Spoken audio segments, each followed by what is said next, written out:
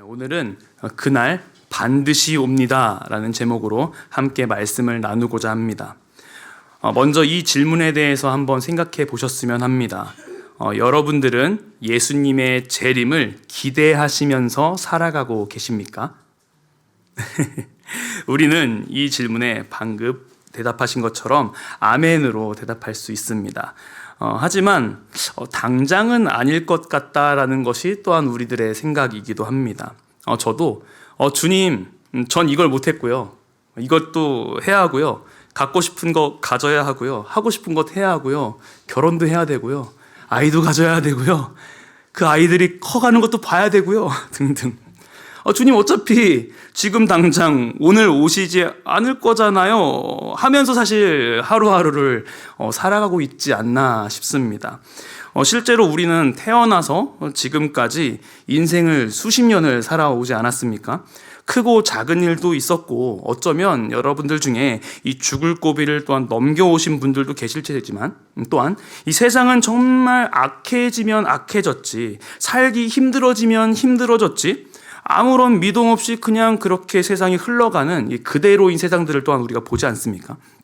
물론 우리가 하나님을 찬양할 때나 기도할 때나 그리고 예배에 선포되어지는 말씀을 통해서 하나님의 위로와 사랑과 이 자비하심을 깨닫게 되면 당연히 우리의 마음이 또한 뜨거워지고 다시 한번 하나님의 뜻대로 살겠습니다 라고 고백하는 것이 우리들의 모습일 것입니다.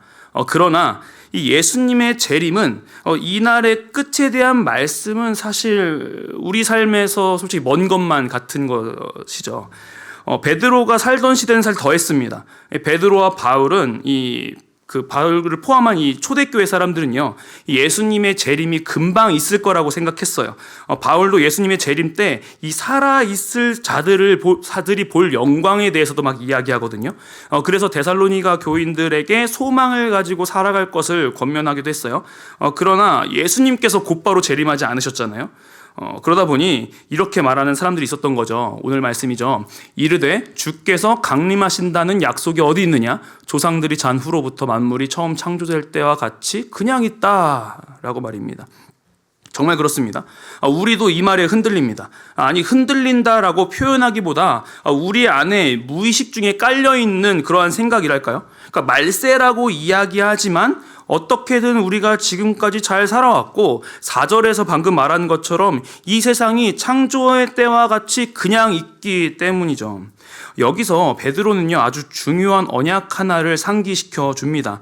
이 자연의 보존 자체가 바로 하나님의 언약의 말씀이라는 것입니다. 5절에서 7절인데요. 제가 읽어드릴게요. 이는 하늘이 옛적부터 있는 것과 땅이 물에서 나와 물로 성립된 것도 하나님의 말씀으로 된 것을 그들이 일부러 잊으려 함이로다. 이로 말미암아 그때 세상은 물이 넘침으로 멸망하였으되 이제 하늘과 땅은 그 동일한 말씀으로 불사르기 위하여 보호하신 바 되어 경건하지 아니한 사람들의 심판과 멸망의 날까지 보존하여 두신 것이라. 아멘. 이렇게 말씀합니다.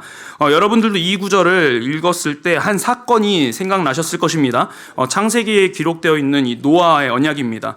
보통은 이제 무지개 언약이라고 알고 계실 것이고 다시는 물로 심판하지 않겠다라고 말씀하신 이 9장의 말씀들을 좀 기억하실 텐데요. 그 전에 8장 20절부터가 조금 시작됩니다. 그 중에 21절과 22절을 좀 읽어봤으면 좋겠는데요. 함께 읽어봤으면 좋겠습니다. 시작. 여호와께서 그 향기를 받으시고 중심에 이르시되 내가 다시는 사람으로 말미암아 땅을 저주하지 아니하리니 이는 사람의 마음이 계획하는 어려서부터 약함이라. 내가 전에 행한 것 같이 모든 생물을 다시 멸하지 아니하리니 땅이 있을 동안에는 심음과 거둠과 추위와 더위와 여름과 겨울과 낮과 밤이 쉬지 아니하리라. 아멘. 하나님께서는 사람의 마음이 계획하는 바가 어려서 때부터 악함을 아셨습니다. 어쩔 수 없는 인간의 본성이죠. 그러니까 노아의 시대에는 이 사람들의 죄악으로 인해 모든 생물이 이 사람들과 함께 심판을 받았던 것이고요. 홍수로죠. 그러나 그 이후에 이 하나님께서 노아의 번제를 받으시면서 약속하신 것이 오늘의 본문의 이 방금 읽은 본문들의 시작인데요.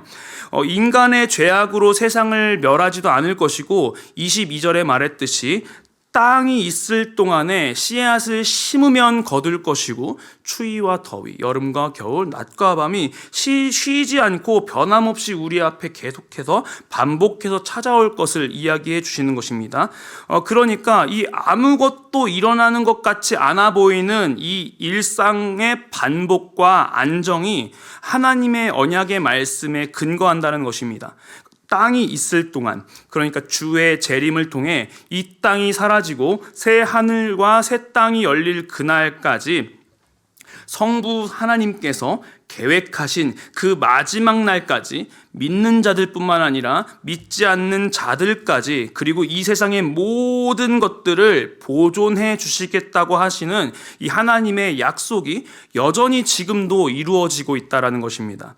그러나 이것이 하나님의 지체하심이 절대로 아니라는 것입니다. 오히려 오래 참으심과 그의 자비하심의 결과를 경험하는 하루하루라는 것이죠. 그러니 베드로후서 3장 8절과 9절에서 이렇게 얘기합니다. 사랑하는 자들아, 주께는 하루가 1000년 같고 1000년이 하루 같다는 이 한 가지를 잊지 말라. 주의 약속은 어떤 이들이 더디다고 생각한 것 같이 더딘 것이 아니라 오직 주께서는 너희를 대하여 오래 참으사 아무도 멸망하지 아니하고 다 회개하기에 이르기를 원하시느니라. 아멘. 예수님의 죽으심과 부활하심의 사건이 우리에게는 2000년 전의 일이지만 하나님께는 이틀과 같다라는 것, 사실 이거는 단순히 우리가 숫자적인 계산을 할 일이 아니라 하나님의 자비하심을 말하는 것이죠. 아무도 멸망하지 않고 회개하기를 이르기까지 하나님이 이 1000년을 하루처럼 기다려주시고 인내해 주시는 것. 하지만 또한 이 1000년이 하루와 같다라는 것은 언제든지 하나님께서 다시 오실 수 있다라는 이 임박성을 의미한다라는 것입니다. 그렇기 때문에 베드로는 그날이 도둑과 같이 이를 것을 말하는 것이죠. 그러나 주의 날이 도둑같이 오리니, 그날은 분명히 도둑같이 올 것입니다. 그리고 그날은 노아의 언약이 끝나는 날일 것입니다. 지금까지 우리가 밟아온 이 땅, 바라보았던 하늘은 사라질 것이에요. 이는 분명히 구약에서부터 이야기해온 말씀해 오신 여호와의 날이 성취되는 날, 멸망의 날일 것입니다. 데살로니가 전서에서 바울도 동일한 말을 했었습니다. 5장 2절에서 3절 말씀인데 3절만 함께 좀 봤으면 좋겠습니다. 여기까지 한번 읽어볼까요? 시작. 그들이 평안하다 안전하다 할 그때 임신한 여자에게 해산의 고통이 이름과 같이 멸망이 갑자기 그들에게 이르리니. 아멘. 그날이 도둑같이 일어날 것이며 해산의 고통이 이름과 같이 올 것이다 라고 말합니다. 도둑같이 온다는 것은 예고 없이 찾아오는 것을 말할 것이고요. 해산의 고통이 온다는 것도 갑자기 찾아올 것을 말하는데, 특히나 해산의 고통, 특히 여러분들, 우리 성도님들께서 이미 아이들을 출산해 본 경험들이 많으시지 않습니까? 그 출산의 경험이 있으신 분들은 더 이해하실 겁니다. 해산의 고통이 시작되면 몇 시간이 걸리든 반드시 아이는 태어나게 되어 있습니다. 그렇죠? 해산의 고통이 시작되었을 때 아이가 태어나지 않으면 산모도 위험하고 아이도 위험하죠. 이처럼 해산의 고통이 이름과 같이 해산의 고통이 시작되면 결국엔 아이가 태어나는 것처럼 예수 그리스도의 재림하는 그날 우리는 그 모든 것이 쭉 완성될 것들을 보게 될 것이다 라는 것이죠. 그러나 바울은요, 이 믿는 자에게는, 베드로는 또 동일하게 바울은 믿는 자에게 이 도둑과 같이 오지 않는다라고 말하는데, 그 이유에 대해서 5절에서 이렇게 얘기합니다. 너희는 다 빛의 아들이요 낮의 아들이라 우리가 밤이나 어둠에 속하지 아니하나니. 아멘. 그러니까 예수 그리스도를 믿는 자들은 더 이상 어둠에 속하지 않기 때문에 빛의 자녀들이기 때문에 우리에게는 어둠에 도둑이 찾아오는 것처럼 오지 않을 것이다 라고 말하는 겁니다. 우리는 그날이 반드시 올 것을 알고 그날을 기대하고 있을 것이기 때문에 그날을 맞이하기 위해서 항상 준비되는 삶을 살아갈 것이기 때문에 우리에겐 도둑이 갑자기 들이닥치는 것처럼 놀라는 일이 아니라 오히려 우와 하고 영광스러운 날이구나 하고 바라보게 된다라는 것입니다. 그렇기 때문에 베드로가 13절에서 우리는 그의 약속대로 의가 있는 곳인 새하늘과 새 땅을 바라보는도다. 그러니까 새하늘과 새 땅을 바라보자라고 이야기하죠.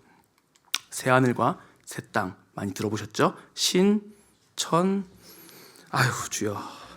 그러니까 이 아름다운 말을 그들이 좀 가져가 버려서 참 안타깝습니다. 뭔가 우리도 막 새 하늘과 새 땅을 꿈꿉시다 막 이렇게 막 이야기해야 되는데 뭔가 좀 이상한 느낌이 들죠. 참. 그런데 저와 여러분들에게 이 새하늘과 새 땅이 정말 기대함으로 다가왔으면 좋겠습니다. 요한계시록 21장 1절에서 8절이 잘 설명해주고 있는데 그중에 몇 구절만 좀 살펴봤으면 좋겠는데요. 21장 1절 말씀입니다. 또 내가 새 하늘과 새 땅을 보니 처음 하늘과 처음 땅이 없어졌고 바다도 다시 있지 않더라. 아멘. 그러니까 노아의 언약이 이제 끝나는 시기를 말합니다. 예수 그리스도가 재림하면 새로운 땅과 새 하늘이 새 창조될 것이기 때문에 이전 것들은 다 지나간다라는 것이죠. 그리고 3절에서 4절 말씀입니다. 내가 들으니 보좌에서 큰 음성이 나서 이르되 보라 하나님의 장막이 사람들과 함께 있음에 하나님이 그들과 함께 계시리니 그들은 하나님의 백성이 되고 하나님은 친히 그들과 함께 계셔서 모든 눈물을 그 눈에서 닦아주시니 다시는 사망이 없고 애통하는 것이나 곡하는 것이나 아픈 것이 다시 있지 아니하리니 처음 것들은 다 지나갔음이러라. 아멘. 하나님께서 함께 하신다는 것이고 다시는 이 땅에서 경험하는 사망과 애통이나 아픔이나 그런 것들이 전혀 없는 곳이다 라고 말씀하시죠. 이어서 7절과 8절입니다. 이기는 자는 이것들을 상속으로 받으리라. 나는 그의 하나님이 되고 그는 내 아들이 되리라. 그러나 두려워하는 자들과 믿지 아니하는 자들과 흉악한 자들과 살인자들과 음행하는 자들과 점순가들과 우상숭배자들과 거짓말하는 모든 자들은 불과 유황으로 타는 못에 던져지리니 이것이 둘째 사망이라. 아멘. 그러니까 마지막으로 예수 그리스도를 믿는 자들은 새 하늘과 새 땅을 상속받아 하나님과 영원히 함께할 것들을 이야기하는 것이고 믿지 않는 자들을 포함한 수많은 자들은 하나님과 완전하게 단절되어 있는 완전한 어둠 속에서 둘째 사망을 경험하게 될 것이다 라고 말하는 것입니다. 여러분, 이 날은 반드시 옵니다. 하나님께서 우리의 눈물을 씻기시고 우리와 함께 영원토록 거하실 날들이 그 날이 분명히 올 것입니다. 그러니까 에덴에서 쫓겨났던 인류가 완벽한 새 하늘과 새 땅에서 하나님과 함께 거할 이 구속의 클라이막스가 분명히 온다라는 것입니다. 그러니까 이어지는 본문에서 베드로는 이런 우리 앞에 두 가지의 길이 펼쳐져 있음을 말해주는 것입니다. 이 첫 번째 길은요, 그 날을 기대하며 열매를 맺어가는 길입니다. 14절에서 15절 전반부까지의 말씀입니다. 그러므로 사랑하는 자들아 너희가 이것을 바라보나니 주 앞에서 점도 없고 흠도 없이 평강 가운데서 나타나기를 힘쓰라. 또 우리 주의 오래 참으심이 구원이 될 줄로 여기라. 아멘. 그러니까 주 앞에서 점도 없고 흠도 없이 사는 것, 사실 이것을 누가 행함으로 이룰 수 있겠습니까? 아무도 없죠. 이 부분은 이 에베소서 5장에서 남편들에게 그리스도께서 교회를 사랑하심과 같이 아내를 사랑하라 라고 하는 부분에서 잘 설명해 주고 있는데요. 에베소서 5장 26절에서 27절 말씀입니다. 이는 곧 물로 씻어 말씀으로 깨끗하게 하사 거룩하게 하시고 자기 앞에 영광스러운 교회로 세우사 티나 주름 잡힌 것이나 이런 것들이 없이 거룩하고 흠이 없게 하려 하심이라. 아멘. 그러니까 결국요, 점도 없고 흠도 없게 만드는 것은 예수 그리스도의 씻기심 뿐이라는 것입니다. 그 사실을 알기 때문에 우리가 평강 가운데 있을 수 있는 것이고 우리의 어떠함 때문이 아니라 예수 그리스도의 보혈의 능력으로 인하여서 하나님과 우리가 화목을 약속받았기 때문에 하나님 앞에서 그 말씀을 의지하며 준비되어 갈 수 있는 것입니다. 점점 성화되어 가는 삶인 것이고 하나님께서 그의 오래 참으심으로써 우리를 구원의 길로 계속해서 인도해 가실 것이죠. 그런데 그와 반대되는 길도 있습니다. 거짓 교사들에게 미혹되는 삶이죠. 16절 17절 말씀인데요. 또 그 모든 편지에도 이런 일에 관하여 말하였으되 그 중에 알기에 어려운 것이 덜어 있으니 무식한 자들과 굳세지 못한 자들이 다른 성경과 같이 그것을 억지로 풀다가 스스로 멸망에 이르느니라. 그러므로 사랑하는 자들아 너희가 이것을 미리 알았은즉 무법한 자들의 미혹에 이끌려 너희가 굳센 데에서 멀어질까 삼가라. 아멘. 그러니까 베드로는 바울의 편지들을 언급하며 거짓 교사들에게 미혹되지 말 것을 이야기합니다. 앞선 2장에서도 언급했어요. 그 거짓 선지자, 거짓 교사들은 방탕한 행위를 따랐고 탐심으로써 사람들을 이득 삼았으며 육체를 따라 정욕을 행했고 주권자 하나님을 무시하기도 했고, 그러니까 타락하고 돈과 권력과 자기 영광을 위해서 살았어요. 그럼에도 자유를 준다라고 말하는 자들이었다는 거예요. 자, 이는 초대교회의 영지주의자들과 연결되는데요. 그 당시 영지주의자들이 생각했던 건 뭐냐면 육체는 어차피 사라질 것이므로 무엇을 행하든 상관이 없다라고 주장했습니다. 그리고 자신들에게만 하나님의 비밀의 계시가 있다고 말했어요. 사실 이런 모습들은 거짓 교사가 이 초대교회에만 있는 것이 아닙니다. 현재까지 이어져 오죠. 성경 외에 새로운 계시를 주장하는 여러 이단들이 있죠. 이미 예수님께서 재림하셨다든가 교주를 성령님, 보혜사 등으로 이렇게 표현하는 사람들이 있습니다. 그리고 공교회를 욕합니다. 폐쇄적인 집단에서의 삶을 강요하죠. 뿐만 아닙니다. 성적으로, 금전적으로 성도들을 착취하기도 합니다. 그리고 그것들을 조직적으로 은폐하기도 하죠. 근데 사실 이 정도는요, 사실 저희가 검증된 교단의 교회에서 신앙생활을 하면 어느 정도 피할 수 있는 문제들입니다. 그러나 이 문제는 이 교회 내에서도 이단적인 것은 아니지만 분명히 유사한 일들이 있다는 것입니다. 예를 들어서 신비주의적인 영성을 추구함으로써 성경보다 체험이나 느낌을 신앙의 중심으로 둔다던가, 기복주의적인 신앙을 말한다던가, 하나님의 사랑만을 강조하다 보니 이 죄에 대한 경각심이 사라진다던가, 이 복음을 성공과 자기 실현 정도로 전락시키고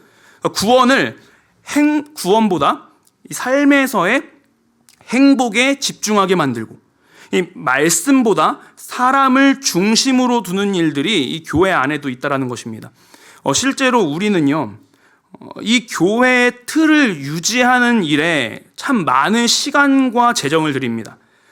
예수님께서 하신 일은 복음 전파와 소외된 자들을 향한 발걸음이셨죠. 그런데 이 현대 교회들은 어떻습니까? 이 교회의 크기와 교회의 틀을 유지하기에 급급하거나 사실 우리들만의 축제로 끝날 때가 참 많다라는 것이죠. 이 모든 것에 대해서 경계하며 하나님께 돌이킬 수 있는 것은 한 가지 방법밖에 없습니다. 18절입니다. 이 18절 말씀을 함께 같이 읽어봤으면 좋겠습니다. 시작.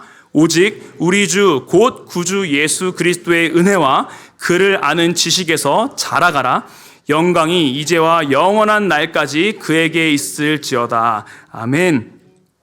우리는 예수 그리스도의 은혜와 그를 아는 지식에서 자라가야 합니다. 성경은 분명히 그 방법을 명확하게 알려주죠. 그러므로 믿음은 들음에서 나며 들음은 그리스도의 말씀으로 말미암았느니라. 로마서 10장 17절 말씀입니다. 신앙이라는 것은 한 번의 입술의 고백으로 끝나지 않습니다. 물론 저와 여러분들은 모두 행함으로 구원받는 것이 아닙니다. 예수 그리스도를 믿음으로써 우리의 죄는 사함 받았고 우리는 예수 그리스도의 의를 선물로 받았습니다. 또한 우리 안에 이미 함께 계시는 성령 하나님께서 우리를 그 마지막 날까지 완벽하게 인도해 주실 것입니다. 그러나 우리의 신앙은 어린아이와 같으면 안 됩니다. 거기 안에서 머물러 있으면 안 됩니다. 물론 성경은 어린아이의 순수성에 대해서, 이 믿음의 순수성에 대해서도 이야기합니다. 하지만 어린아이와 같은 믿음에 대해서도 이야기합니다. 히브리서 5장 13절 말씀은요, 이는 젖을 먹는 자마다 어린아이니 의의 말씀을 경험하지 못한 자다라고 말합니다. 의의 말씀을 경험하지 못한 자라고 말하죠. 그리고 에베소서 말씀은 신앙 공동체와 연결되어 이렇게 말합니다. 13절에서 15절까지의 말씀은 함께 한번 봉독해 보도록 하겠습니다. 시작. 우리가 다 하나님의 아들을 믿는 것과 아는 일에 하나가 되어 온전한 사람을 이루어 그리스도의 장성한 분량이 충만한 데까지 이르리니, 이는 우리가 이제부터 어린아이가 되지 아니하며 사람의 속인수와 간사한 유혹에 빠져 온갖 교훈의 풍조에 밀려 요동하지 않게 하려 함이라.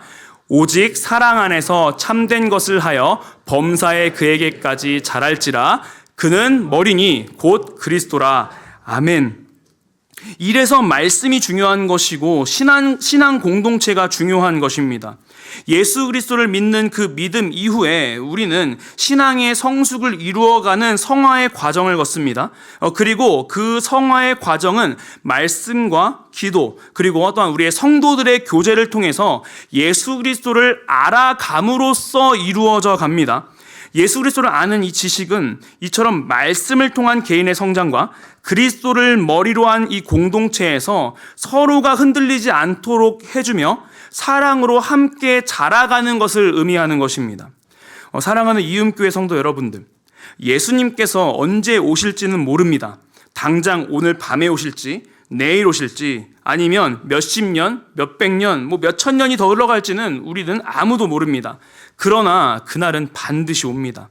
그 약속을 하신 분은 하나님이시며 그 하나님은 신실한 분이시므로 거짓말을 하지 않으시는 분이십니다. 영원토록 변함없으신 분이십니다. 그날이 이르기까지 저와 여러분들 지금까지 걸어왔던 지난 날들, 그 일상들처럼 계속해서 지켜주시고 보호해 주실 것입니다. 죽을 것 같았던 하루, 눈물이 멈추지 않았던 그 시간들도, 하나님께서 어디 계셨냐며 그렇게 울부짖었던 그런 순간들도 하나님께서는 우리를 방관하지 않으시고 지금까지 우리를 살게끔 해주셨습니다. 그리고 그런 날들을 지나가고 있는 혹여나 그런 성도님들이 계실지라도 분명 하나님께서는 우리에게 마지막 날에 놀라운 영광을 계획하셨습니다. 우리 마지막 로마서 8장 18절 말씀 한번 볼까요? 함께 읽어봅시다. 시작. 생각하건대 현재의 고난은 장차 우리에게 나타날 영광과 비교할 수 없도다. 아멘. 여전히 우리는 오늘 밤 그리고 내일 하루를요, 주님의 날이 당장 오실 것이다 라는 이 임박성을 잊으며 똑같이 살아갈 수도 있습니다. 하지만 이제는 그럴 때마다 다시 한번 주께로 돌이키는 일로 여러분들이 사용하시기를 바랍니다. 그러므로 사랑하는 자들아, 너희가 이것을 바라보나니 주 앞에서 점도 없고 흠도 없이 평강 가운데 나타나기를 힘쓰라. 아멘. 그날을 꿈꾸며 다시 한번 믿음의 길을 선택하여 하나님께서 주시는 그 능력으로 걸어가는 저와 여러분이 되기를 소망합니다.